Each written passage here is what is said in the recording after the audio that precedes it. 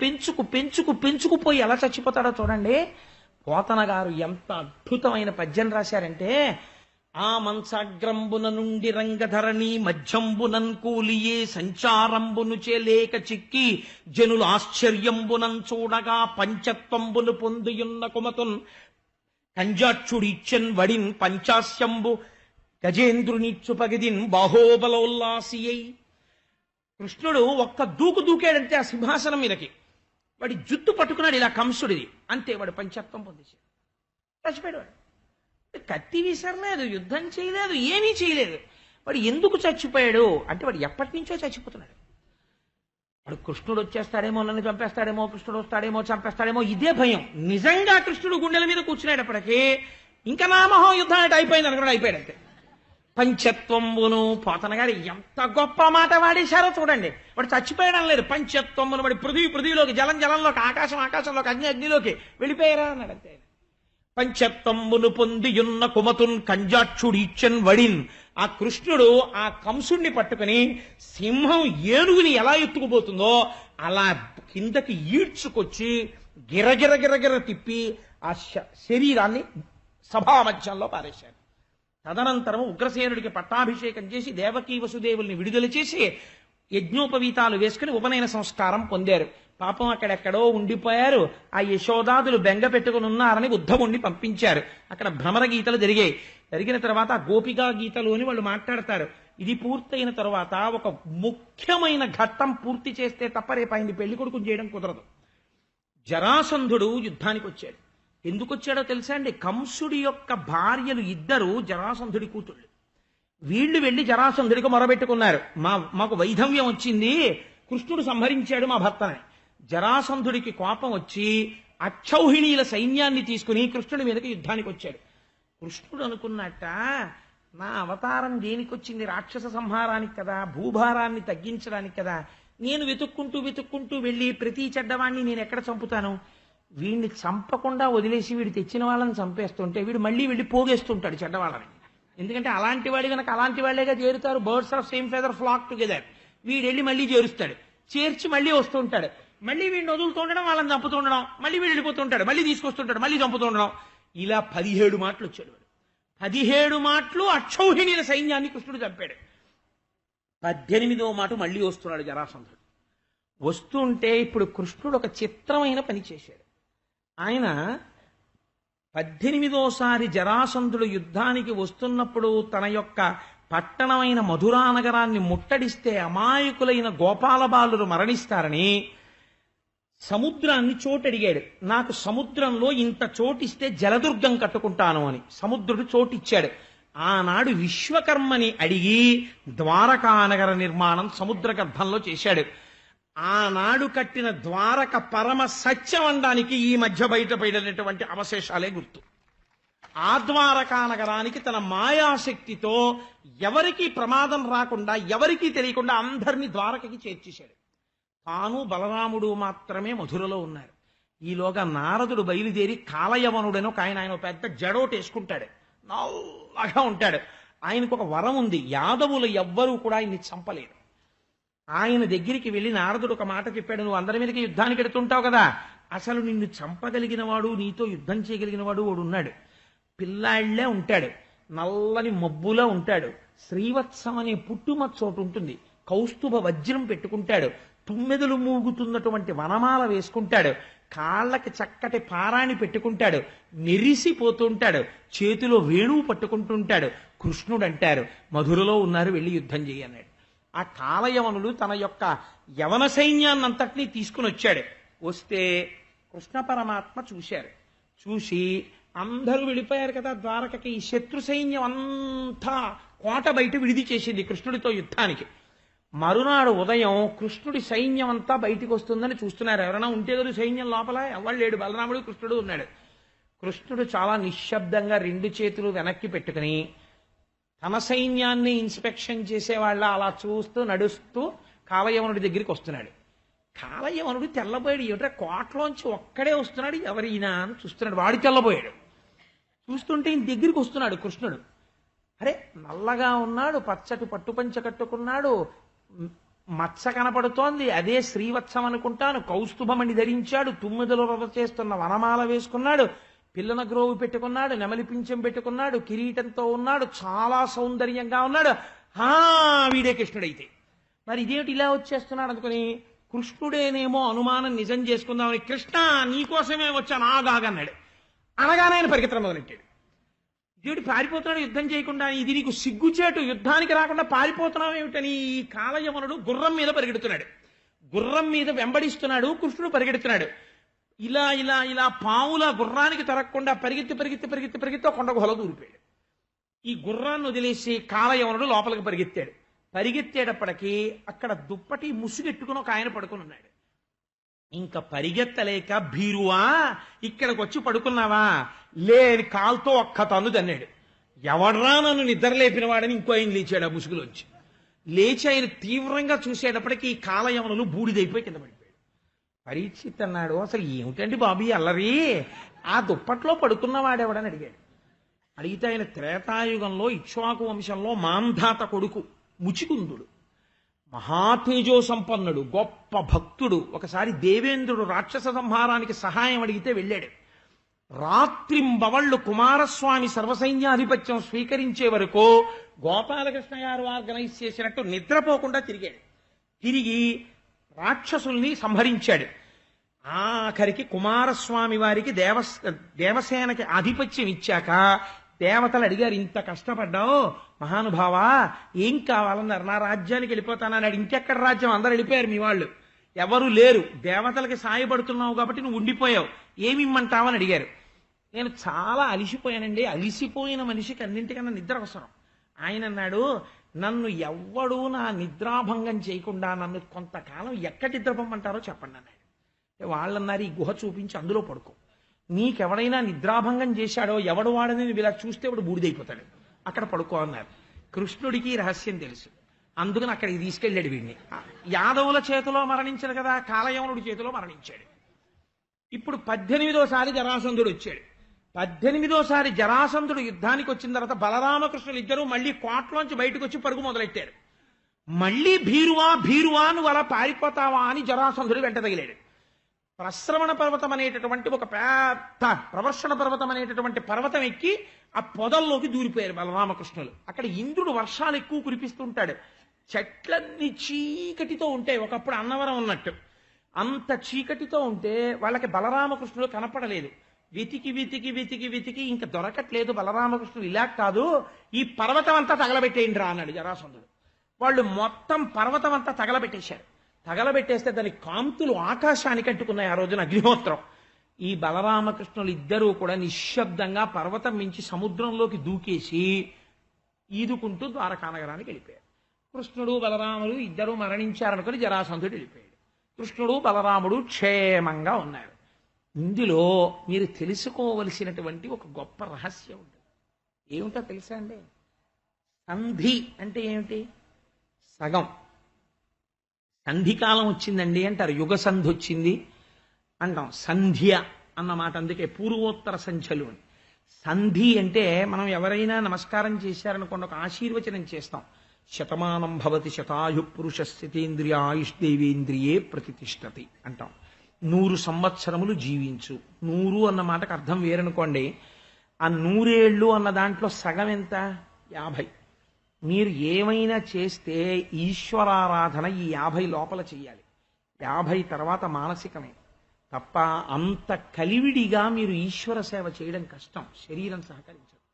మీరు కేదార్నాథ్ 80 ఏళ్ళు వచ్చేసిన తర్వాత గుర్రం ఎక్కి వెడతానన్నారు అనుకోండి, ఎవరికో ఒక మహాత్ముడికి సహకరిస్తుందేమో కానీ శరీరం సహకరించదు.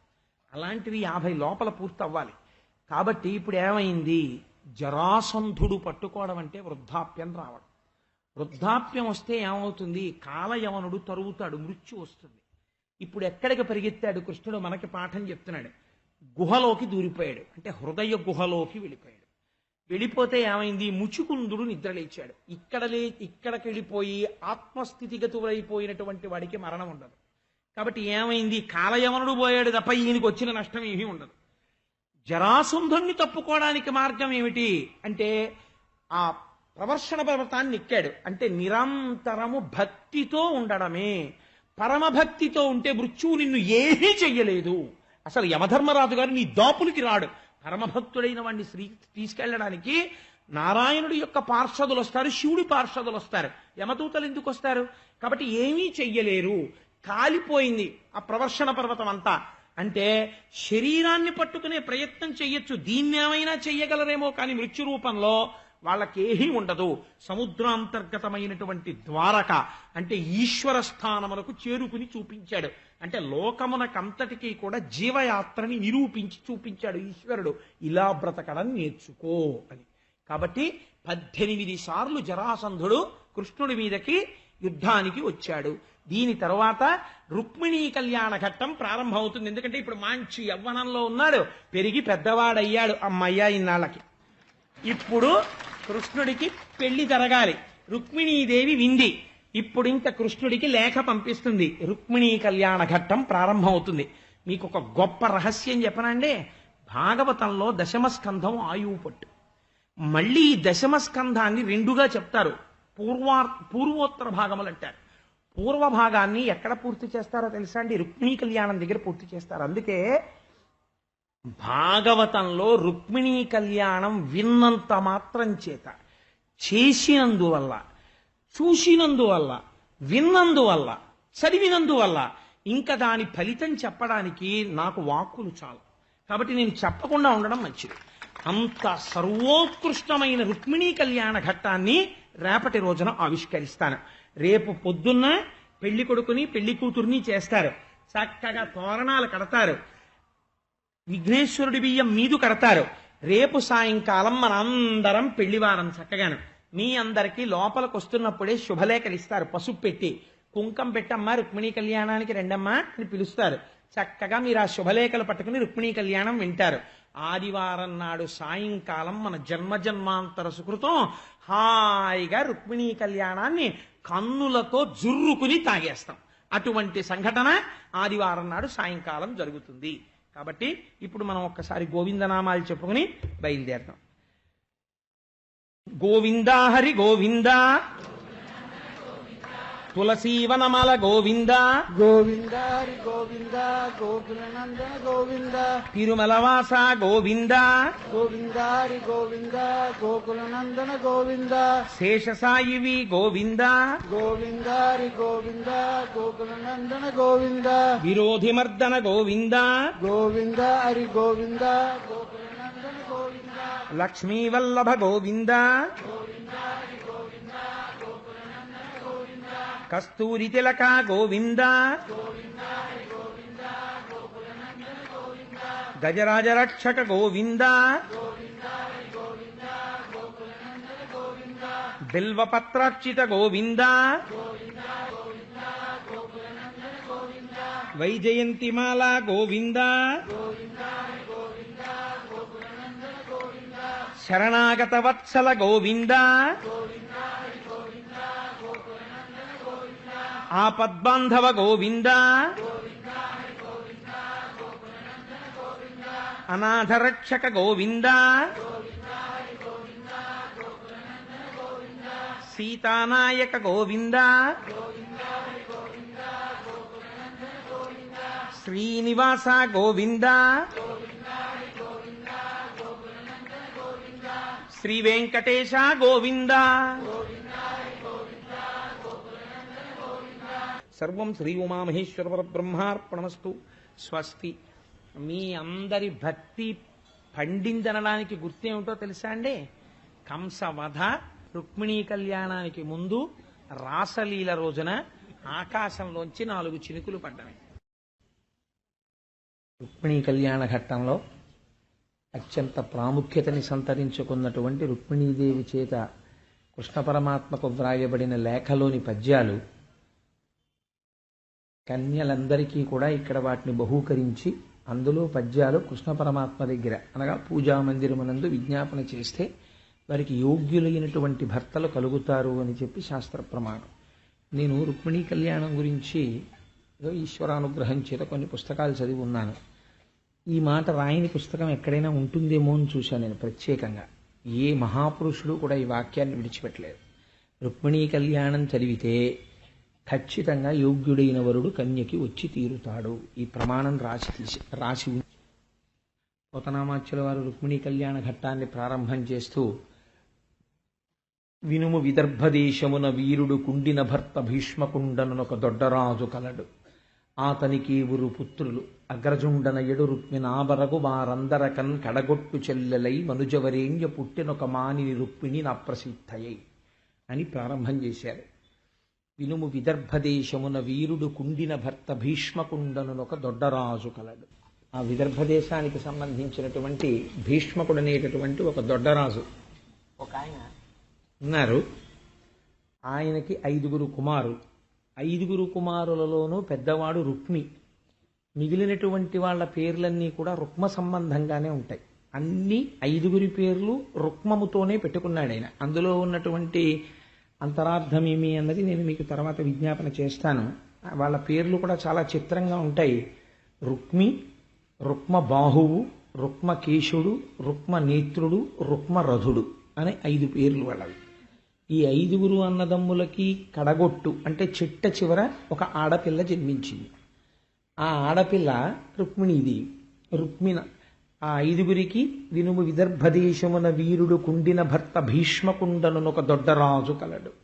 ఆతనికి ఊరు పుత్రులు అగ్రజుండన ఎడు రుక్మిణాబరగు వారందరకన్ కడగొట్టు చెల్లెలై మనుజవరేణ్య పుట్టినొక మానిని రుక్మిణి నా ప్రసిద్ధయై. రుక్మిణి అన్న పేరుతో ఆ ఆడపిల్ల పెరిగి పెద్దదవుతోంది.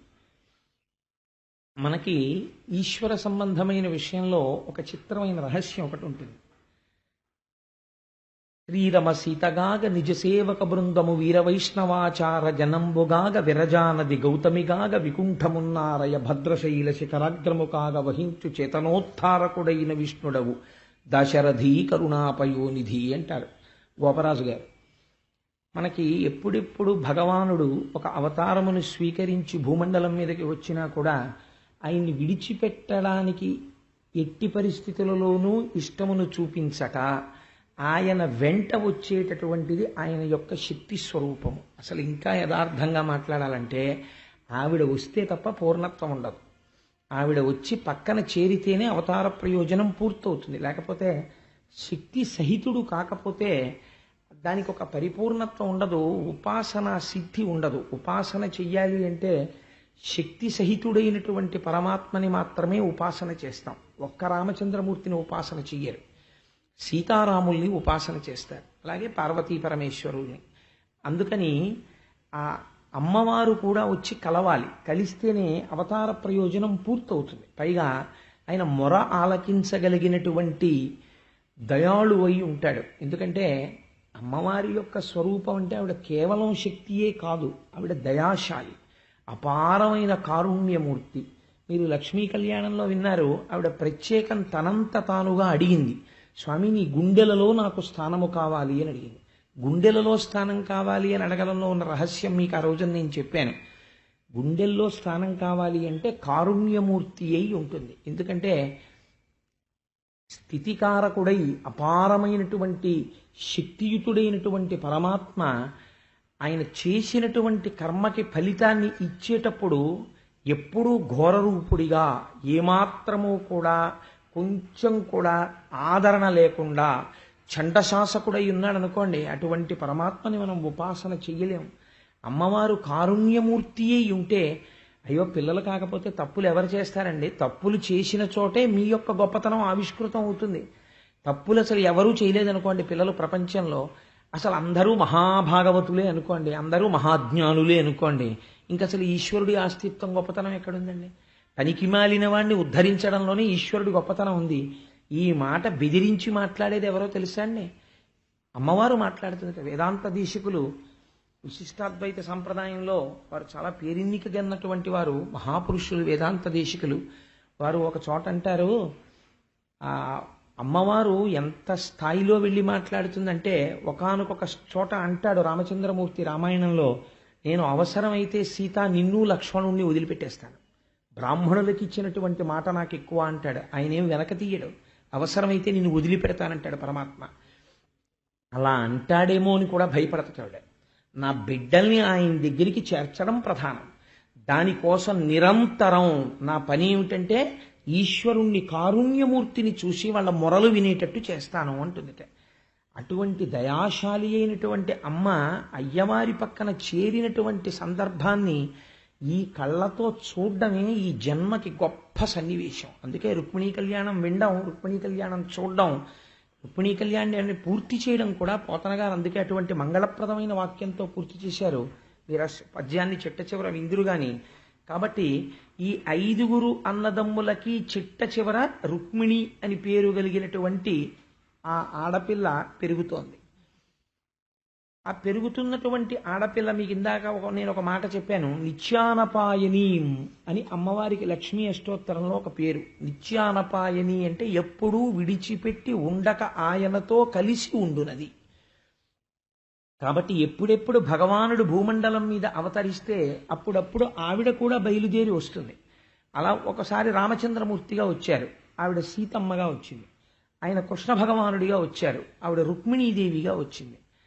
అలా భగవానుడు ఏ రూపంలో ఉన్నా ఆశ్చర్యం ఏమిటో తెలుసా అండి, ఆయన వామనమూర్తిగా వచ్చాడు. వామనమూర్తిగా వచ్చినప్పుడు బ్రహ్మచారి, పక్కన భార్య లేదు, బ్రహ్మచారిగానే అవతారం పరిసమాప్తం అయిపోయింది.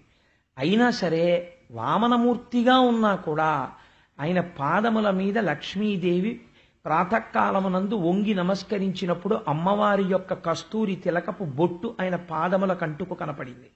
మీకు నేను ఆ రోజు వామనమూర్తి అవతారం చెప్తూ ఆ పద్యం కూడా చెప్పాను.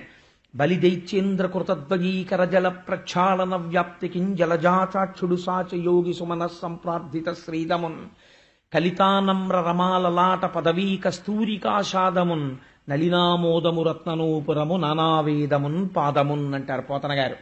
అందుకని ఆయన బ్రహ్మచారిగా ఉన్నట్లు కనపడినా అమ్మవారు మాత్రం ఆయనని ఎప్పుడూ విడిచిపెట్టి ఉండదు. అటువంటి తల్లి ఇవాళ భీష్మకుడికి రుక్మిణీదేవి అన్న పేరుతో జన్మించింది. పైన 5 అన్నలున్నారు. అమ్మవారి తత్వం గురించి పోతనామాచ్యుల వారు చాలా అద్భుతమైనటువంటి పద్యం ఒకటి ఇచ్చారు. పేర్వేర బొమ్మల పెండ్లిండ్లు చేయుచు అబలలతోడ వియ్యంబులందు గుజ్జనగూళ్లను కొమరొప్ప వండించి చెలులకు పెట్టించు చెలువు మెరసి రమణీయ మందిరా రామదేశములందు పువ్వు తీగలకును ప్రుదివెట్టు సదమల మణిమయ సౌదభాగములందు లీలలో భర్మడోలికలనూగు బలికల తోట చెలరేగి బంతులాడు సారికాకీర పంక్తికిని చదువు చెప్పు బర్హి సంఘంబులకు మురిపములు గరపు మందమరాళములకు చూపు మందగతులు. నిజంగా ఎంత గొప్ప పద్యమో. పేర్వేర బొమ్మల పెండ్లిండ్లు చేయుచు అబలల తోట వియ్యంబులుందు. ఆ తల్లి చిన్నప్పటి నుంచి కూడా ఏ మాటలాడేది అంటే బొమ్మల పెళ్లిళ్ళు చేస్తుండేది.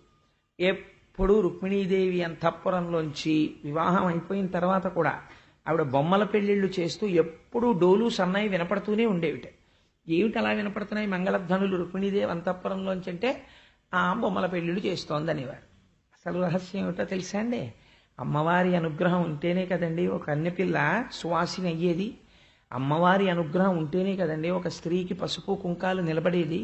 ఎందుకని పురుషుడు ఒక మాట చెప్పేస్తాడు, తాను ఏ స్త్రీకి జన్మించాడో ఆ తల్లి చేతికి ఒక కంకణం కట్టి అమ్మా నేను బ్రతికున్నాను అనడానికి ఇది సాక్ష్యం అనడు.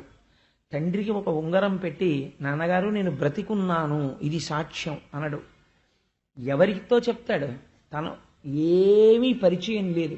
పెళ్లిపీటల మీద తెర తీసినప్పుడు చూశాడు ఆ స్త్రీని. ఆవిడ మెడలో మాంగళ్యం కడుతూ, అందుకే దాని పేరు ఇంకొక మాట లేదు, మంగళసూత్రము. ఒక మాట అంటాడు, మాంగళ్యం తంతునానేనా మమ జీవన హేతునా. ఇది నేను జీవించి ఉన్నాను అనడానికి హేతువు. ఆవిడ మెడలో మంగళసూత్రం ఉండగా ఏ ధూర్తుడు కూడా అమ్మ మీ వారు బాగున్నారా అని అడగడు. మీ వారు బాగున్నారా అంటే ఆయన బ్రతికి ఉన్నారా అన్నంత ధూర్త ప్రశ్న ఎవడు వెయ్యడు. స్త్రీ మంగళసూత్రంతో కనపడింది అంటే ఆవిడ సువాసిని, పసుపు కుంకుమలతో ఉన్నది అంటే ఆవిడ భర్త జీవించి ఉన్నారు. మెడలో మంగళసూత్రం కనపడలేదు. ఆవిడ జీవితంలో ఏది పొంది ఉండాలో అటువంటి సౌభాగ్యమునకు దూరమైనది తెలిసిపోతుంది. కాబట్టి ఆ మంగళసూత్రానికి అంత శక్తి ఉంది. అమ్మవారు బొమ్మల పెళ్లిళ్ళు చేయించింది రుక్మిణీదేవి. రుక్మిణీదేవి బొమ్మల పెళ్లిళ్ళు చేయించడం అంటే ఏమిటంటే దాని అర్థం, యథార్థానికి ఎక్కడో ఉంటాడు వాడు, ఎక్కడో ఉంటుంది ఆడపిల్ల. ఒక్కొక్కసారి చాలా ఆశ్చర్యంగా ఉంటుంది. మా పినమావ గారి విషయంలో విశాఖపట్నంలో చిత్రం జరిగింది. ఆయన తన కొడుక్కి పెళ్లి చూపులు శ్రీకాకుళం దగ్గర నుంచి చిత్తూరు వరకు వెతికారు. వెతికిన తర్వాత వాళ్ళ ఇంటికి 2 ఇళ్ల వెనకింట్లో ఉన్న అమ్మాయితో వివాహం అయింది. కాబట్టి ఎవరికి తెలుసు, అక్కడే పుట్టి పెరుగుతోంది ఆ పిల్ల, వీళ్ళ ఇంటికి వచ్చేది చూస్తూ ఉండేవాళ్ళు. ఆ పిల్ల వీళ్ళింటి కోడలవుతుందని కానీ ఆ పిల్లని చేసుకోవచ్చు అని కానీ ఈయనకి రాలేదు ఆలోచన, ఆయనకి రాలేదు. అమ్మవారు సంకల్పం చేస్తుంది. అందుకే man proposes, God disposes, marriages are made in heaven అంటుంటారు. ఈశ్వర సంకల్పం జరుగుతుంది, వీళ్ళిద్దరికీ వివాహం జరగాలి అని. ఈ వీళ్ళిద్దరికీ వివాహం జరగాలి అనేటటువంటి సంకల్పాన్ని సిద్ధింపచేసేటటువంటి శక్తి స్వరూపం ఆ తల్లి. ఆ తల్లి ఆ పూర్ణత్వాన్ని ఇస్తుంది, 3 మెట్లు ఎక్కిస్తుంది స్త్రీని. ఆవిడ అనుగ్రహం ఉంటేనే జరుగుతాయి. ఒక కన్నెపిల్లగా ఉన్నప్పుడు మీరు వెళ్ళి, రేపు ఆడపిల్లలు వస్తారు, మీరు వాళ్ళందరి దగ్గరికి వెళ్ళి వచ్చిన దగ్గర నుంచి మీకు మంచి మగుడు వస్తారంటే వాళ్ళు సిగ్గుపడతారు. ఏంటది వీళ్ళు అస్తమానం ఇలా మమ్మల్ని తినేస్తున్నారు పట్టుకుని అనుకుంటారు. కానీ ఇంకొక 10 ఏళ్లు పోయిన తర్వాత వివాహం అవ్వలేదనుకోండి, వాళ్ళు చాలా బెంగగా ఉంటారు మనస్సులో. ఏమిటో మా కర్మ, మాకు వివాహం లేదు. నేను అందరినో చూశాను, వివాహం అవ్వలేదని బెంగ పెట్టుకుంటారు, చిన్నబుచ్చుకుంటారు 10 మందిలోకి రావడానికి. ఆల్ రైట్, వివాహం అయిందనుకోండి, కడుపు పండకపోతే మళ్ళీ బెంగ పెట్టుకుంటారు, అయ్యో నాకు సంతానం కలగలేదు అని బెంగ పెట్టుకుంటారు. కాబట్టి ఈ 3 మెట్లు ఎక్కితే ఒక పూర్ణత్వాన్ని పొందుతుంది స్త్రీ. ఈ 3 మెట్లు ఎంతకన్నా నేను ఎక్కువ సభలో మాట్లాడడానికి దాని మీద ఇష్టపడిన, ఎందుకంటే ఎన్నో విషయములకు చెందిన వారు ఇందులో ఉండొచ్చు, ఇన్ని వర్గముల వారు. ఎవరి మనస్సు నా మాట వల్ల ఖేదపడకూడదు. కాబట్టి ఈ 3 మన శక్తి వల్ల జరగవు, అమ్మవారి అనుగ్రహం వల్ల జరుగుతాయి. ఆ తల్లి అనుగ్రహం ఉందా నడుస్తుంది. కాబట్టి పేర్వేర బొమ్మల పెండ్లిండ్లు చేయుచు అబలలతోడ వియ్యంబులొందు, గుజ్జనగూళ్లను కొమరొప్ప వండించి చెలులకు పెట్టించు చెలువ మెర్రసి. ఆవిడ గుజ్జనగూళ్లను వండిస్తూ ఉండేది. వండించి అంటే మన ఉండ్రాళ్ళు ఉంటాయి కదా, అలాంటివి వండించి ఆ వచ్చిన వాళ్ళందరికీ బొమ్మల పెళ్లిళ్ళు చేసి పెడుతుండేదిట. గుజ్జనగూళ్లను కొమరొప్ప వండించి చెలులకు పెట్టించు చెలువ మెర్రసి. అసలు ఇందులో ఒక గమ్మత్తుందండి. పూర్వం అంటే ఇప్పుడు లేదనుకోండి, కానీ ఒకానొకప్పుడు మన సంప్రదాయంలో ఏమిటంటే, ఆడపిల్ల పుడితే తండ్రి తప్పకుండా ఒకటి తీసుకొచ్చేవాడు. ఏమిటి అంటే వంటిల్లు అని పూర్వం ఆట వస్తువుల పెట్టె ఒకటి ఉండేది. అందులో చిన్న మూకుడు, ఓ పొయ్యి, ఇంతంత పుల్లలు, ఇంతంత గరిట్లు, పాత్ర సామాను అన్నీ ఉండేవి. పిల్లలు కూడా ఏమడిగేవారంటే, నాన్నగారండి నాకు ఇంటి సామాను కొనిపెట్టరా అని అడిగేవారు. ఏ విజయవాడ కనకదుర్గమ్మ గుడికో వెడితే ఆడపిల్లకి ఇంటి సామాను కొనిస్తే వాళ్ళు ఏం ఆడుకునేవారంటే, 4 ఆడపిల్లలు కలిస్తే 4 తాటాకు బొమ్మలు చేసుకుని ఈ టైలర్ల దగ్గర కత్తిరించి వదిలేసిన వస్త్రాలు ఉంటాయి, ముక్కలు, ఆ ముక్కలు తెచ్చుకుని పెట్లలో పెట్టి దాచుకుని చిన్న చిన్న ప్లాస్టిక్ పెట్లలో మా అమ్మాయికి 20 చీరలు ఉన్నాయి అని చెప్పి ఆ చీర అందంగా కట్టి ఆ తాటాకు బొమ్మకు బొట్టు పెట్టి ఆ తాటాకు బొమ్మని ఇలా తిప్పి దాని వెనక నుంచి చక్కగా ఇలా జడల్లి దానికి 2 కనకాంబరం పూలు, చిన్ని పూలు పెట్టి మా అమ్మాయి ఎంత బాగుంటుందో అని అలా పక్కింటి వాళ్ళని చెప్పి వాళ్ళ దగ్గర ఒక ఇల్లు వ్యవహారం ఉండేవి.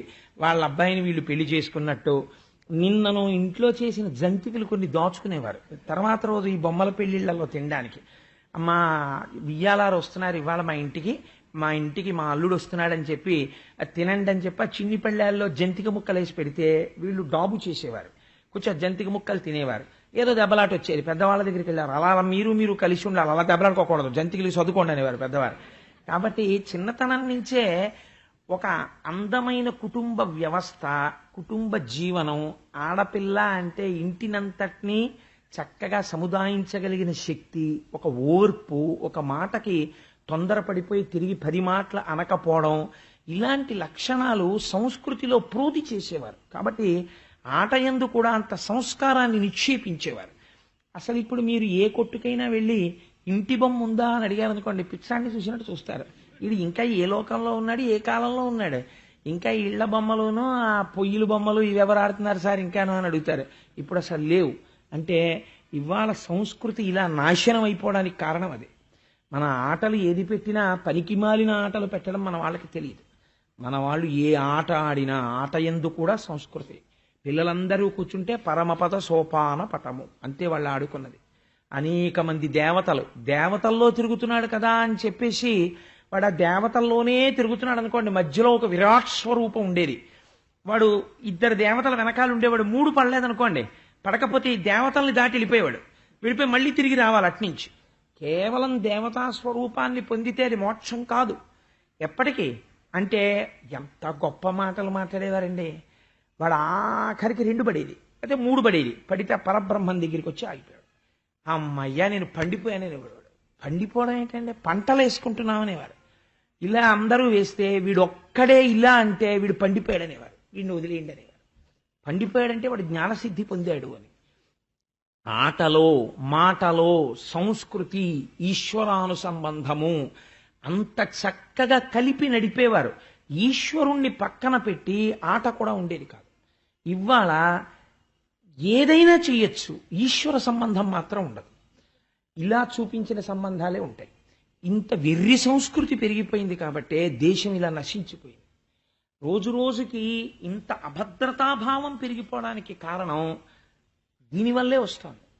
కాబట్టి అసలు మన మతం అనేటటువంటిది వ్యాప్తి చెందాలి అంటే నాకు అనిపిస్తుంది, నేను ఒక పరమ సత్యం చెప్తున్నాను ఇవాళ, రాబోయేటటువంటి రోజుల్లో సనాతన ధర్మమును నిలబెట్టగలిగిన వారెవరు? ఎవ్వరూ కాదు. మేము ఎంతంత గొప్పగా మత ప్రచారానికే ఉన్నామని చెప్పుకున్నవాడు కూడా అది చెయ్యలేడు. మరి ఎవరు చేయగలరు? ఆడవాళ్ళొక్కరే చెయ్యగలరు. ఎందుకు చేయగలరు?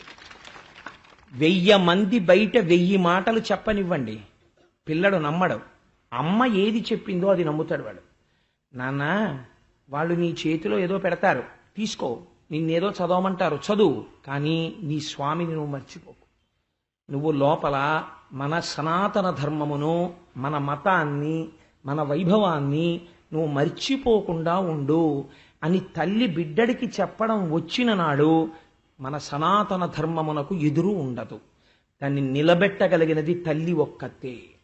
అందుకే మళ్ళీ ఎప్పుడైతే మనం పెళ్లి కాని ఆడపిల్లల్ని, యుక్త వయస్సులో ఉన్న వాళ్ళని, గృహిణుల్ని గౌరవించి వాళ్ళకి మర్యాద ఇచ్చి వాళ్ళ చేత పిల్లలకి చెప్పడం నేర్పిస్తామో అప్పుడు మాత్రమే సనాతన ధర్మం నిలబడగలుగుతుంది. అది నా విశ్వాసం. కాబట్టి ఆవిడ ఆడుకున్నా కూడా రుక్మిణీదేవి ఎంత అందమైన ఆట ఆడిందో చూడండి. గుజ్జనగూళ్లను కొమరొప్ప వండించి చెలులకు పెట్టించు చెలువ మెరసి. తనొక్కత్తి వండుకు తినడం గృహిణికి ఉండవలసిన లక్షణం కాదు. ఆడపిల్ల ఇంట్లో 2 ఉంటే భార్య భర్త పూర్వం ఇద్దరికీ అని బజ్జీలు వేసుకునేవారు కాదు. ఎందుకైనా మంచిదో 4గురికి వేయండి, 2 అరటికాయలు తీసుకురండి అనేవారు. ఎందుకే మన ఇద్దరమే కదా ఉన్నాం, ఒక అరటికాయ తెస్తే 6 అరటికాయ బజ్జీలును 6 అరటికాయ కూర చాలదా అంటే ఎవరైనా వస్తే ఆ టైంకి అంటే ఎవరైనా వస్తే వాళ్ళకి పెట్టి మనం తినాలి తప్ప వాళ్ళు వచ్చేటప్పటికి వంటింటి తలుపేసేయడం, ఈ బజ్జీలు తీసుకెళ్లిపోయి ఓ గిన్నెడుగుని పెట్టేయడం, వాళ్ళు ఎప్పుడు వెళ్ళిపోతే అప్పుడు తిందాం అనుకోవడం, ఈ సంస్కృతి ఎక్కడ ఉండాలండి? ఇలా పెట్టడం అన్నది ఇంట్లో ఎలా వస్తుంది? ఆడదాని నుంచి వస్తుంది. మనం అలా వండుకోకూడదు నాన్న, గబుక్కున ఎవరైనా రావచ్చు, 4గురం కలిసి తినాలి. తల్లి వండుతోంది అనుకోండి, తల్లి దగ్గర నుంచి కొడుకు వస్తుంది, కొడుకు దగ్గర నుంచి కోడలికి ఎడుతుంది, కోడల దగ్గర నుంచి మనవలకి ఎడుతుంది. గుజ్జనగూళ్లను కొమరొప్ప వండించి చెలులకు పెట్టించు చెలువ మెరసి. ఎప్పుడో రుక్మిణీదేవి వండి పెట్టిందండి నేను పురాణం చెప్పాను అనుకోండి, మీకు నాకు ఏమిటి ఉపయోగం? మీరు అందులో you should draw inspiration for the present days context. ఇవాల్టి రోజు ఉన్న సందర్భానికి, సమాజానికి ఉపయోగపడే స్ఫూర్తిని మీరు పొందగలిగి ఉండాలి. కాబట్టి గుజ్జనగూళ్లను కొమరొప్ప వండించి చెలులకు పెట్టించు చెలువ మెరసి. రమణీయ మందిరా రామదేశములందు పువ్వు తీగలకు నొప్రోదివెట్టు. ఆ తల్లి ఆడవాళ్లు చేసేటటువంటి పనులు పరమ సౌకుమార్యంతో కూడుకున్నవై ఉంటాయి. లతలకు, తీగలకు చక్కగా పందిరి వేసేదిట. ఇది ఒక గమ్మత్తైనటువంటి లక్షణం. ఎందుచేత అంటే మీరు పందిరి వెయ్యలేదనుకోండి, పందిరి వెయ్యకుండా పాదు పెట్టారనుకోండి, ఆ పాదు నశించిపోతుంది. శ్రద్ధ అన్నది ఎక్కడ కనపడుతుందో తెలుసా అండి? విత్తు పెట్టి నీరు పోయవద్దు. అదేమిటండి విత్తనం పెట్టి నీరు పోయకపోవడం ఏంటి? నీరు పోసి విత్తనం పెట్టు, లేకపోతే ఆ విత్తనాలు ఎండిపోతాయి. కాబట్టి ముందు నీరు పోసి తర్వాత విత్తనం పెట్టు. విత్తు పోసి నీరు పెట్టవద్దు, నీరు పోసి విత్తు పెట్టు. అలాగే మొక్క వేసి పందిరి వేయవద్దు. నువ్వు మల్లెతీగ కొంచెం పెరుగుతుండగా పందిరేద్దాం అనకు. మల్లె మొక్క పాతుతుండగానే ముందు పందిరి. అది అల్లుకోవడానికి అవకాశం ఉంటుంది. లేకపోతే నువ్వేదో పని మీద వెళ్ళిపోతావు, ఆ పందిరి అల్లుకోవడానికి అవకాశం లేక పాడైపోతుంది. కాబట్టి ఇది ముందు చూపు, ఇది భద్రతాభావం, ఇది లోకానికి కావలసినటువంటి ఆలంబనాన్ని ఇవ్వడంలో అమ్మవారి అనుగ్రహం. కాబట్టి బాహ్యమునందు చాలా లాలిత్యముతో కూడిన సౌకుమార్యముతో కూడినటువంటి పనిని చెయ్యడం, చక్కగా అంతఃపురంలో చక్కటి తీగల్ని పెంచి పెద్ద చెయ్యడం. కాబట్టి రమణీయ మందిరారామదేశములందు పువ్వు తీగలకును ప్రోదివెట్టు సదమల మణిమయ సౌదభాగములందు లీలతో భర్మడోలికల నూగు. అమ్మవారికి చాలా ఇష్టమైనటువంటి విషయాల్లో ఇదొకటి. ఆవిడ ఎప్పుడు ఊయలలు ఊగుతూ ఉంటుంది. సహజం కదా, నేను తరచు చెప్తూ ఉంటాను. అన్నమాచార్య స్వామి వారు దెప్పి పొడిచారు. అలల చెంచలమైన ఆత్మలందుండని కలవాటు చేసని ఉయ్యాల. అమ్మవారికి స్వామితో కలిసి ఊంజల్ సేవని పొందడం అంటే ఆవిడికి చాలా ప్రీతిపాత్రమైనటువంటి సేవ. పైగా విశేషించి కన్నెపిల్లలు ఉయ్యాలలు ఊగడం అనేటటువంటిది ఒక చక్కటి సంప్రదాయంగా పూర్వం ఉండేది. అందుకే ఒక ఉండ్రాళ్ల తద్ది వచ్చిందనుకోండి, ఒక అట్ల తద్ది వచ్చిందనుకోండి, పెద్ద పెద్ద చెట్లకి ఉయ్యాలలు వేసేవారు. వేస్తే ఈ ఆడపిల్లలందరూ ఊయలలు ఊగుతూ ఉండేవారు. ఎందుచేత అంటే వాళ్ళకి శరీరానికి ఒక మంచి వ్యాయామం ఉండాలి. ఆ ఊయల ఊగేటప్పుడు పెద్ద పెద్ద ఊగులు ఊగుతూ కాళ్ళు భూమికి తాటించి పైకి లేచి చేతులు ఇలా పట్టుకుని ఇలా వంగిపోయి కాళ్ళు నిటారుగా పెట్టి ఆ ఊగుతూ ఉండడంలో ఒక గొప్ప వ్యాయామం, దృష్టి కేంద్రీకరణ, జారిపోకుండా ఉండడం, ఒక నిలబడగలిగినటువంటి స్థితి, ఇవన్నీ అలవాటయ్యేవి. ఎదర వాళ్ళు ఈ సృష్టిని పెంచవలసి ఉంటుంది. ఆ సృష్టిని పెంచవలసినటువంటి సమయంలో కావలసినటువంటి శరీర దారుఢ్యం అప్పేది. మానసికోల్లాసం పొందేవారు. ఆ ఊయల ఊగడంలో ఎంత మనస్సుకు ఆనందమో, ఎంత మనస్సు ఆనందమైతే అంత ఆరోగ్యం మనస్సుకు ఉంటుంది. ఎంత ఆరోగ్యవంతమైన మనస్సు దేహం అంత గొప్ప గర్భాలయం అవుతుంది బిడ్డలకి. కాబట్టి రమణీయ మందిరా రామదేశములందు పువ్వు తీగలకును ప్రోదివెట్టు సదమలమణిమయ సౌదభాగములందు లీలతో భర్మడోలికల నూగు సారికాకీర పంక్తికిని చదువు చెప్పు బర్హి సంఘంబులకు మురిపములు గరపు మందమరాళములకు చూపు మందగతులు. ఆ తల్లి చిలుకలకి పలుకులు నేర్పుతుండేది. ఒక అందమైనటువంటి ప్రక్రియ. ఆ చిలుకల్ని, రామచిలుకల్ని తీసుకొచ్చి వాటికి ఒక మంచి మాటలు నేర్పితే అవి మంచి మాట మాట్లాడతాయి. ఒక చోట ఒక అద్భుతమైనటువంటి మాట చెప్తారు. వెనకటికి ఒక ఆయన 2 చిలుకలు కలిపి అమ్ముతున్నాడు. ఒక చిలక 10,000, ఒక చిలక 10 రూపాయలు. కానీ 2 ఒక్కలా ఉంటాయి. కానీ 2 చిలకల్ని విడివిడిగా అమ్మను, 2 చిలకల్ని కలిపి పుచ్చుకోవాలంటున్నాడు. అందరూ నీ మొహం ఇచ్చా 10 రూపాయల చిలక కొనుక్కుంటాం ఇవ్వమంటే అలా ఇవ్వననేవాడు. ఇవి 2 చిలకలు కూడా తెల్లవారకట్టే మాట్లాడతాయి. ఈ 2 చిలకలు తెల్లవారకట్ట మాట్లాడతాయి, మీరు విందురు గాని. కానీ 10,000 10 రూపాయలు ఇస్తే 2 చిలకలు ఇస్తా. 10 రూపాయలకు ఓ చిలకని ఇవ్వను, 10,000కు ఓ చిలకని ఇవ్వను, 2 చిలకలు కొనుక్కోవాలనేవాడు. వీడికి ఏం పిచ్చా వెర్రే అని వెళ్ళిపోతున్నారు. రాజుగారు మారువేషంలో పెడుతున్నాడు. ఇందులో ఏదో గమ్మత్తుండి ఉండాలి అని 2 చిలకలు కొనుక్కున్నాడు. కొనుక్కొని మొట్టమొదటి రోజు 10,000 రూపాయల చిలక, ఇప్పుడు ఎక్కువ పెట్టి కొనుక్కున్న దాని మీద మోజు ఉంటుంది కదండి, దాన్ని అంతఃపురంలో తను పడుకున్న శయనాగారంలో తగిలించుకున్నాడు. ఏమంటుందో చూద్దాం, 10,000 రూపాయలు పెట్టి కొన్నాను కదా అనుకున్నాడు.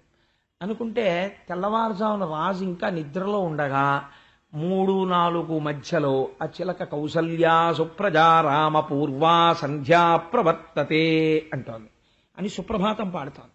రాజుకి తెలివచ్చింది. అబ్బా ఎంత బాగా పాడుతోందిరా చిలక అని పరమోల్లాసంతో లేచాడు. ఆ రోజంతా వ్యవహారాలు చాలా బాగా చక్కబెట్టగలిగాడు. ఆ సుప్రభాతంతో లేచాడు. మరునాడు 10 రూపాయల చిలకను తగిలించండి రా అన్నాడు. 10 రూపాయల చిలకను తగిలించారు. అది నీ మొహం ఏడ్చా దుర్మార్గుడా, దున్నపోతులా నిద్రపోతున్నావు అంటోంది. రాజుకు తెలివచ్చింది. మహాగ్రహం పొందాడు. వంది మాగది మొదలైన వాళ్ళ స్తోత్రంతో లేవడం అలవాటు పడినవాడు ఈ దిక్కుమాలిన చిలక, దీన్ని తీసుకెళ్లి పీక కోశాతల పారేయండి, దీన్ని నమ్మిన వాడిని తీసుకురండి అన్నాడు. అంటే ఈయన వెళ్ళి వాళ్ళని తీసుకొచ్చాడు.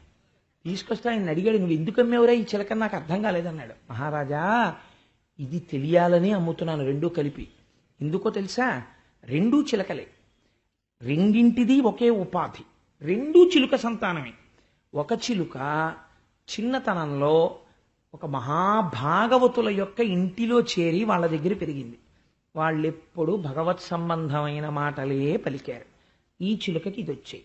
ఇంకొక చిలక ఒక భయంకరమైన సంస్కృతి కలిగిన వాడి దగ్గర పెరిగింది. వాడి మాటలే దానికి వచ్చాయి.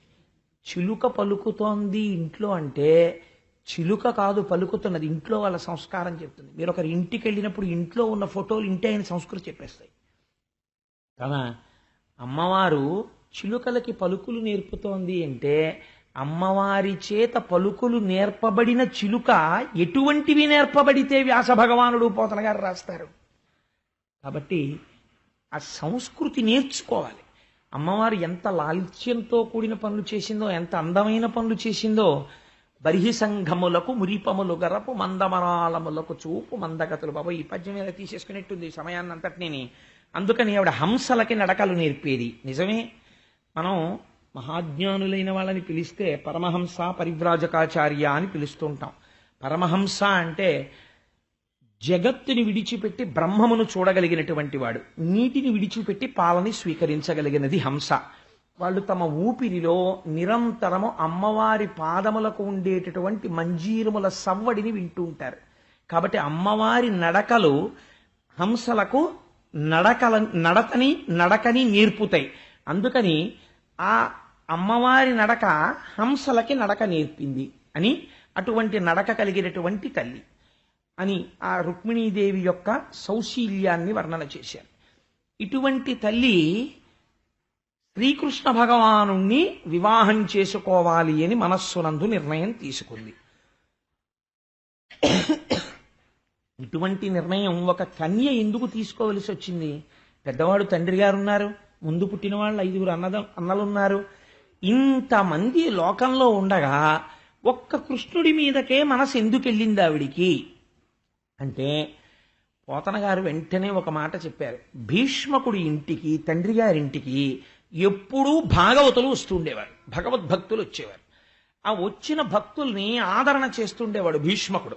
వాళ్ళందరితో మాట్లాడేవాడు. ఇంటికి వచ్చిన వాళ్ళందరూ ఏది మాట్లాడతారు? భాగవతులైన వాళ్ళు దేని గురించి మాట్లాడతారండి? ఏ సినిమా రిలీజ్ అయింది, ఏది 365 రోజులు ఆడింది, ఎన్ని సెంటర్లలో ఆడింది, వాళ్ళకెందుకు? వాళ్ళకి అది ఆ సంబంధం ఉండదు. వాళ్ళది మాట్లాడరు. వాళ్ళు ఏం మాట్లాడతారు? వాళ్ళు ఎప్పుడూ భగవత్ సంబంధం మాట్లాడతారు. కాబట్టి ఏమయ్యా, ఈ లోకంలో ఈ కాలములో మన మాంసనేత్రముతో చూడదగిన వాడై పరమాత్మ ఆవిర్భవించాడు. కృష్ణ పరమాత్మగా దినదిన ప్రవర్ధమానం అయ్యాడు. కంస సంహారం చేశాడు, ద్వారకానగర నిర్మాణం చేశాడు, తనని నమ్ముకున్న వారందరినీ రక్షించాడు అని కృష్ణుడి యొక్క కథలు వాళ్ళు చెప్తున్నారు. భీష్మకుడు వింటున్నాడు. పిల్ల మనస్సు ఎవరి యందు చేరింది? కృష్ణుడి యందు చేరింది. అది నువ్వు రుక్మిణీ కళ్యాణం కథగా వింటే నీకు వచ్చే ప్రయోజనం తక్కువ. నీ ఇల్లు ఎలా ఉండాలో నువ్వు చూసుకోవాలి. నీ ఇంటికి వచ్చేవాళ్ళు ఎవరై ఉండాలి? నీ ఇంటికి వచ్చేవాడు 15 నిమిషాలు మాట్లాడితే కనీసంలో కనీసం ఒక 5 నిమిషాలు భగవత్ సంబంధమో, పిల్లలు విన్నా పనికొచ్చే మాటలో మాట్లాడేవాడై ఉండాలి. అంతేకాని ఇంటికి వచ్చేటటువంటి వాడల్లా లౌకికమైన విషయాలు, పనికిరాని విషయాలు, వాడి మీద గోల వీడి మీద గోల తప్ప అసలు పనికొచ్చేవి మాట్లాడడం ఇంట్లో అలవాటు లేదనుకోండి, అదే సంస్కృతి పిల్లలకు వస్తుంది. రేపు పొద్దున వాళ్ళకి ఎవడైనా భగవంతుడి గురించి మాట్లాడేవాడు వచ్చాడు అనుకోండి ఇంటికి, వాళ్ళకి అది పెద్ద అబ్బా ఏమిటంటే బాబు తినేస్తున్నాడు బుర్ర, ఈయనెవరు తొందరగా వెళ్ళిపోతే బాగుండు, టీవీ పెట్టుకుందాం అంటారు వాళ్ళు. ఏమైపోతుంది? ఆ సంస్కృతి లేదు. అదే ఒక ఇంట్లో పిల్ల ఉందనుకోండి, ఆ ఇంటి ఆయనకి చంద్రశేఖర పరమాచార్య స్వామి వారంటే ప్రాణం. ఆయన తెల్లవారు లేచి రాత్రి వరకు 50 మాటలు పరమాచార్య స్వామి వారిని చంద్రశేఖర్లు అస్తమానం తలుచుకుంటాడు. ఆ పిల్ల ఎక్కడో కాలేజీకి వెళ్ళింది, ఎవడో ఒక ధూర్తుడు చంద్రశేఖర పరమాచార్య స్వామి గురించి ఒక చిన్న మాట తక్కువ చేసి మాట్లాడాడు. ముఖం ఎర్ర పడిపోయి, నీకేం తెలుసు చంద్రశేఖర పరమాచార్య స్వామి గురించి అని ఈ అమ్మాయి కలియబడి మాట్లాడేస్తుంది. అక్కడ ఉన్న వాళ్ళు ముక్కును వేలేసుకుంటారు. ఈ పిల్లకి చంద్రశేఖర్ల గురించి ఇన్ని విషయాలు ఎలా తెలుసు? ఎక్కడి నుంచి వచ్చింది సంస్కృతి? ఇంటి మాటలు గొప్ప సంస్కృతిని నేర్పుతాయి. మీరు కొన్ని ఇళ్లలో చూడండి, చిన్న చిన్న పిల్లలు ఉంటారు. ఆ చిన్న పిల్లలు చక్కగా ఊపిరి కూడా ఇంకా ఎక్కువ తీలేరు వాళ్ళు. ఓం జాతవేదసే నవామ సోమమరాతి యతో నితహాతి వేద అనలేడు వాడు. ఓం జాతవేదసే నవామరాతి తో నిదహాత్ వేదః అని 5 మాటలు ఊపిరి తీసి చెప్తాడు. ఎలా వచ్చింది వాడికి అది అంటే, తండ్రి రోజు పూజామందిరంలో పరవశించి చదువుతాడు. అది వాడి చెవిన పడి పడి పడి పడి చిన్నతనంలో వాడికి వచ్చేసింది. మీరు ఒక్కొక్క ఇంట్లో చూడండి, ఏమీ తెలియని పిల్లలు, వాళ్ళకి ఇంకా ఉపనయనం అవ్వదు, వాడు తాత తాత నేను చేస్తానే అని వాడు పాత్ర తెచ్చుకుని ఆచమనం చేయడం, ఇలా విభూతి ఎట్టుకోవడం, ఓ ఇంత బొట్టు ఎట్టుకోవడం చిన్న చిన్న పిల్లలకు అలవాటు అవుతుంది. ఎక్కడి నుంచి వచ్చిందండి ఆ సంప్రదాయం? ఇంటి ఆయనకి అలవాటు. తాతగారి ఒళ్ళో కూర్చుంటే పిల్లాడు ఆడుకుంటూ వచ్చి ఆ తాతగారు పొద్దున్న లేవగానే సంధ్యావందనం చేసుకుంటూ ఉంటాడు. వాడు పరిగెత్తుకొచ్చి తాతగారి ఒళ్ళో కూర్చుంటే వాడు రోజు చూసేది ఏమిటంటే తాతగారు ఆచమనం చేయడం, అర్ఘ్యం ఇవ్వడం, తాతగారి విభూతి ఎట్టుకోవడం, బొట్టెట్టుకోవడం. వాడు తాతగారి దగ్గర కూర్చొని తాతగారండి ఏంటండి ఇదంతా అంటాడు. విభూతి నాన్న అంటాడు. తాతగారండి ఇది ఏంటి అంటాడు. బొట్టు నాన్న పెట్టుకోవాలి అంటాడు. తాతగారు చెప్పగా వాడి మనస్సుకి ఎక్కుతుంది. అమ్మని అడుగుతాడు, అమ్మ తాతగారు ఏంటమ్మా పెట్టుకుంటారు, తాతగారులా నువ్వు పెట్టుకోవాలి నాన్న అంటుంది. తాత పెచ్చాడు, నువ్వు పెట్టుకోకదు అనుకోండి తల్లి, పెట్టుకోడు వాడు. నేను అందుకుంటున్నాను తల్లి ఎంత శక్తివంతురాలో. కాబట్టి తల్లి కూడా అవును నాన్న నువ్వు తాతగారులా పెట్టుకోవాలి, నాన్నగారులా పెట్టుకోవాలని అనుకోండి, వాడు ఎంతటి వాడిని ఎదిరిస్తాడు. నోరుము నీకేం తెలుసు విభూతి గురించి, నీకేం తెలుసు బొట్టు గురించి, పెట్టుకుంటాం మేము అంతే అంటాడు. కాబట్టి వాడు చక్కగా విభూతి పెట్టుకుని బొట్టు పెట్టుకుని తిరుగుతాడు. ఈ సంప్రదాయం ఎక్కడి నుంచి వస్తుంది? ఇంట్లో వచ్చేటటువంటి మనుష్యులను బట్టి వస్తుంది. నీ ఇంటికి వచ్చి నీ ఇంట్లో ఎప్పుడు టీపాయ్ మీద ఉండేటటువంటి యాస్ట్రే నిండిపోయి గంటకోసారి దులపాల్చిన గొప్ప ఇల్లు అనుకోని ఇది నీ ఇంట్లో కొడుకు ఎవరు నేర్పక్కర్లేదు, వాడు తెచ్చుకుంటాడు పెట్లు. ఈ ఇంటి యాస్ట్రే నిండడం అలవాటైన ఇల్లు తప్ప ఆ ఇంటి ఒక్క కబ్బోర్డ్లో రామాయణం కనపడదు, భాగవతం కనపడదు, భగవద్గీత కనపడదు. పేక ముక్కల డబ్బాలు, నిండిపోయిన యాస్ట్రేలు, ఎర్రబడిపోయిన కళ్ళతో నిద్రలేచే యజమాని, చొక్కా కూడా వేసుకోకుండా ఓ నిక్కర్ వేసుకుని ఎంతసేపు 60 ఏళ్ళు వచ్చిన నిక్కర్ల సాంప్రదాయం సిగ్గు లేకుండా ఓ నిక్కరోట్ వేసుకుని కాలు మీద కాలేసుకుని 9 వరకు పేపర్ చదివి చూస్తున్నారని సిగ్గు కూడా లేకుండా బాల్కనీలో నిలబడి వీధుల్లో వెళ్లే వాళ్ళందరూ చూస్తుంటే మొహం కడుక్కోవడం. అప్పుడు వీడు బాత్రూంలో 2 నిమిషాల స్నానం, గబగబా బట్టలు వేసుకోవడం, టిఫిన్ తినేయడం అన్నీ 1 నిమిషం. ఒంటికి మాత్రం 70 స్నోలు 80 ఫెయిర్ అండ్ లవ్లీలు. ఎవరిని ఉద్ధరించడానికి?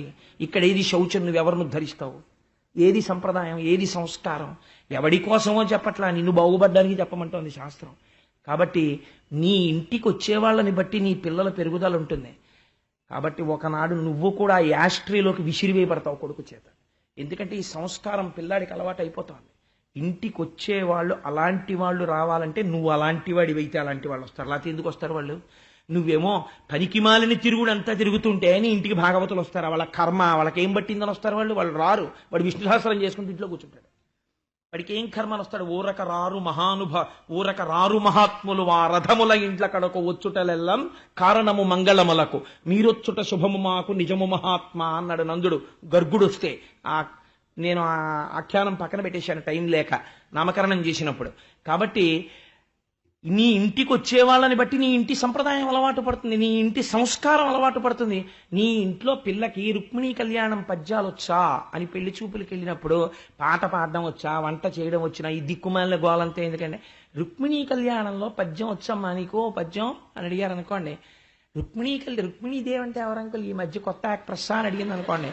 నేనైతే నా కాళ్ళ మీద పడ్డా నేను ఆ సంబంధం చేసుకోను. ఒకవేళ నా కొడుకు చేసుకుంటే నువ్వు దూరంగా ఉండని చెప్తాను. ఎప్పుడైనా రా ఒకసారి చాలు, అలా నేనే సంబంధాలు వదిలేస్తానన్నాం. ఎప్పుడైనా రండి చాలు గెస్ట్ యాక్టర్గా మీరు నాతో కలిసి, లేదా నా కోడలను అలా మార్చాక రా మా ఇంటికి తప్ప రుక్మిణీదేవి కొత్త యాక్టర్ ఏమో అన్న కోడలతో నేను చదువుకోలేను, కష్టం అని చెప్తాను. కాబట్టి రుక్మిణీ కళ్యాణంలో పద్యం రాని కోడలు ఏమిటండి? అదో నాన్ సెన్స్, అది బరువు దేశానికి. రుక్మిణీ కళ్యాణంలో పద్యం రావక్కర్రా ఆడపిల్లకి? నమ్మితి నామనంబున సనాతనులైన ఉమామహేశులను రాదు.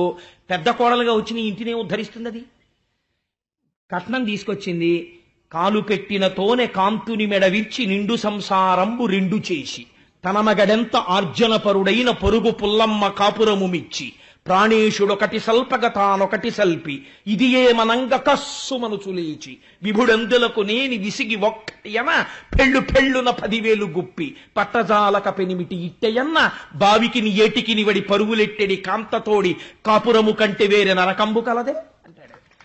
ఈ సంస్కృతి విచ్ఛిన్నం కావాలి. సంస్కృతి పెరగాలి. అది ఆడపిల్ల తప్పని నేను చెప్పట్లేదు. నీ ఇంటికి నువ్వు ఎప్పుడైనా భాగవతులు రాణిస్తే కదా. ఓ రుక్మిణీ కళ్యాణం అవుతోందంటే నీ పిల్లని తీసుకెడితే కదా. ఇచ్చిన రుక్మిణీ కళ్యాణం పద్యాలు నేర్చుకోవే నువ్వు చెప్తే కదా. ఆ పిల్లకి చదవడం రాకపోతే నువ్వు కూర్చుని ఉన్నావు, ఓ గంట నువ్వు ప్రాక్టీస్ చేసి నేర్పితే కదా. వాకాటి పాండురంగారావు చెప్పినప్పుడు నువ్వే జాతికి పెద్ద బరువు, నీ పిల్లలకి సంస్కృతి నేర్పాలని నీకు లేదు, ఎలా వృద్ధిలోకి వస్తారు? ఎంత గొప్పగా ఆవిష్కరించారో చూడండి. పోతన గారికి లాలిత్యంగా మాట్లాడడం వచ్చు, నాకు కఠినంగా మాట్లాడడం వచ్చు. కాబట్టి పోతన గారైతే లలితంగా మాట్లాడారు. ఇంటికి వచ్చినటువంటి భాగవతుల మాటల వలన కృష్ణ పరమాత్మ యందు హృదయము కుదురుకొనినది. ఆయననే వివాహం చేసుకోవాలని మహాతల్లి రుక్మిణీదేవి మనస్సు యందు నిర్ణయించుకున్నది. అలా నిర్ణయించుకోవచ్చా కన్య అంటే, ఇప్పుడిప్పుడు లోకంలో వస్తున్నటువంటి మాట మీరు అప్పటి సంప్రదాయానికి వాడితే నేను ఒప్పుకోను. నేను ఒక రోజున చెప్పాను, ఈ రోజు ప్రేమిస్తున్నామన్న మాట తప్పు మాట. ప్రేమిస్తున్నాం కాదు, కామిస్తున్నాం అనాలి. మభ్యపుచ్చడానికి ప్రేమిస్తున్నాం అంటున్నారు. ప్రేమ లేదది, అది కామము, అది కేవలము కామము. లేకపోతే అంత డిజాస్ట్రస్ గా అంత ప్రమాదకరంగా ఉండదు పరిస్థితి. ప్రేమ త్యాగాన్ని కోరుతుంది తప్ప ఇలా పిచ్చ పిచ్చ వేషాలు, వెర్రి వేషాలు ఉండవు ప్రేమ పేరుతో. అది ప్రేమ కాదు, కామం. కానీ మేము కామించుకుంటున్నాం అని చెప్పడానికి సిగ్గుపడి వాడు ఒక తప్పు మాట అక్కడ తీసుకొచ్చి పెట్టాడు. నిప్పు చేత్తో పట్టుకుని నీరు పట్టుకున్నాను అంటే ఎంత అబద్ధమో, నేను ప్రేమిస్తున్నాను అని చెప్పడం, కామిస్తూ ఉండడం అంత అబద్ధం. వాడు కామిస్తున్నాడు, ప్రేమిస్తున్నానని చెప్తున్నాడు. అది శాస్త్రమునందు నేనైతే అంగీకరించాను. అది దోషభూయిష్టమైనటువంటి మాట. ఒక చోట వాడవలసిన మాట ఇంకో చోట వాడి సమాజాన్ని భ్రష్టు పట్టించారంతే. కాబట్టి ధీరా కులవతి కన్య.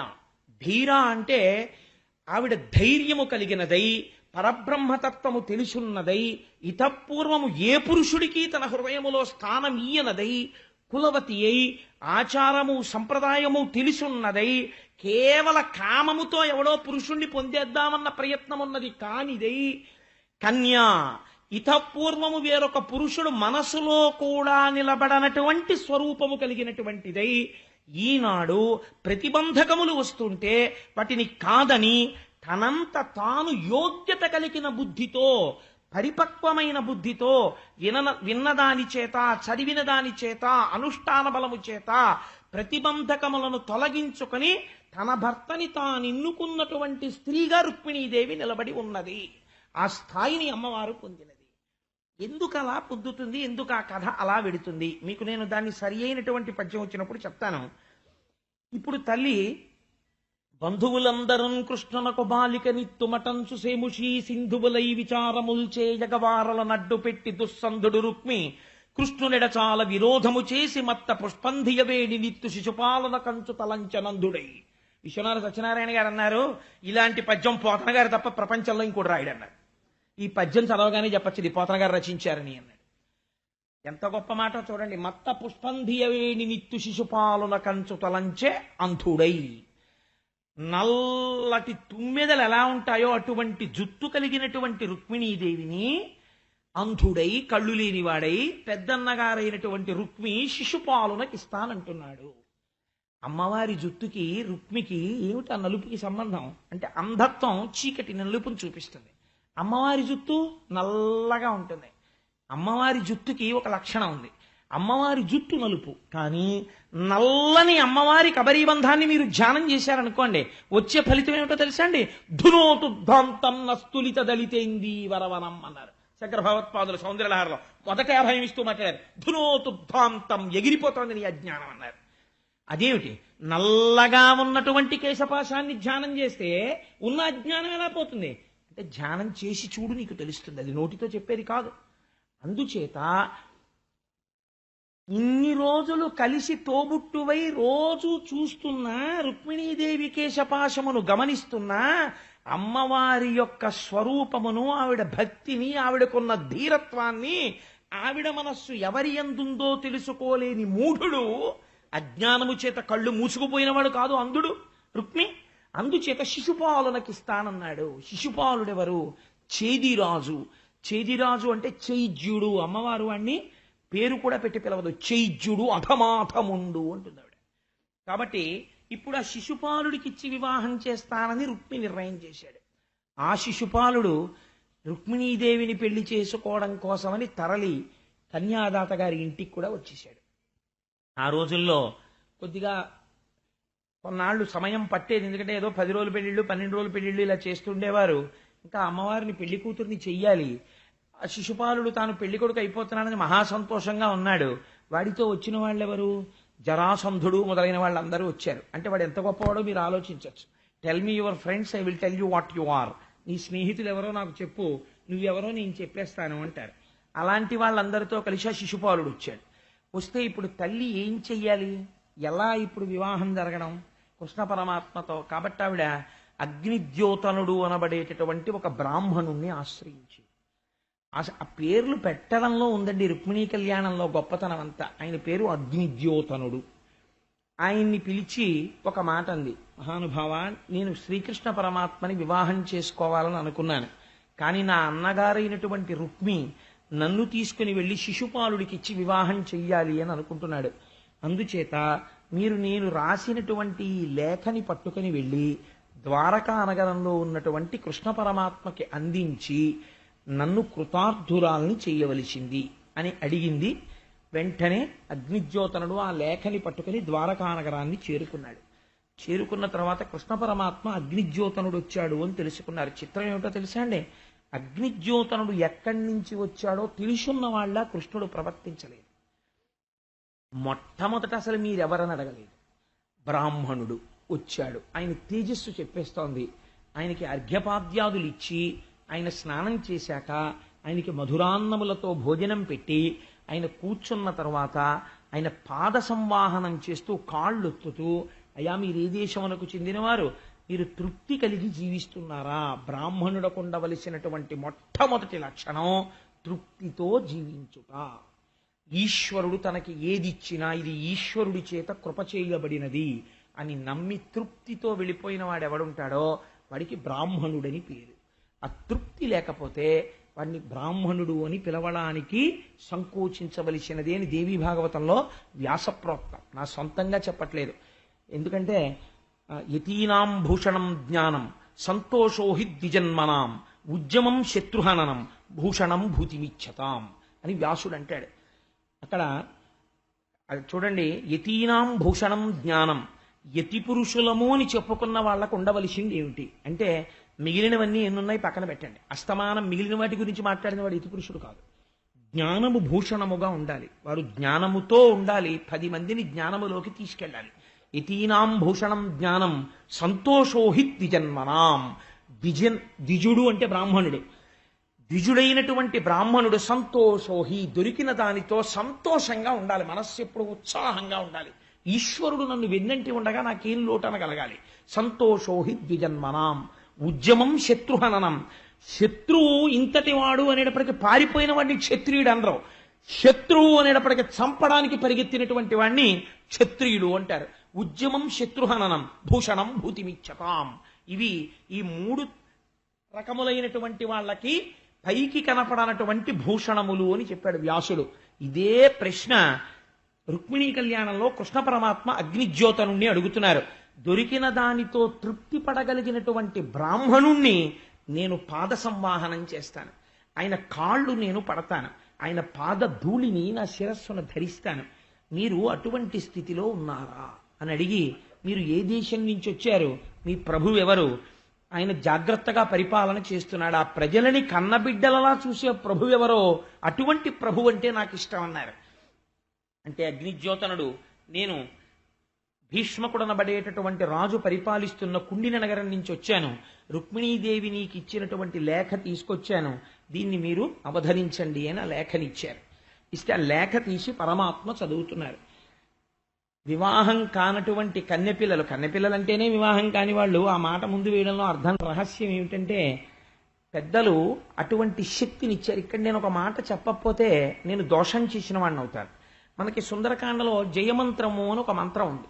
జయత్యతి బలో రామో లక్ష్మణశ్చ మహాబల రాజా జైతి సుగ్రీవో రాఘవేణ అభిపాలిత దాసోహం కోసలేంద్రస్య రామస్యాక్లిష్టకర్మణ హనుమాన్ శత్రు సైన్యానాం నిహంతా మారుతత్మజ న రావణ సహస్రం మే యుద్ధే ప్రతిఫలం భవేత్ శిలాభిస్తు ప్రహరత పాదపైశ్చ సహస్రశ అర్ధయిత్వా పురీం లంకాం అభివర్జ్య చ మైథిలీం సమృద్ధార్థో గమిష్యామి విశతాం సర్వరక్షసాం అని.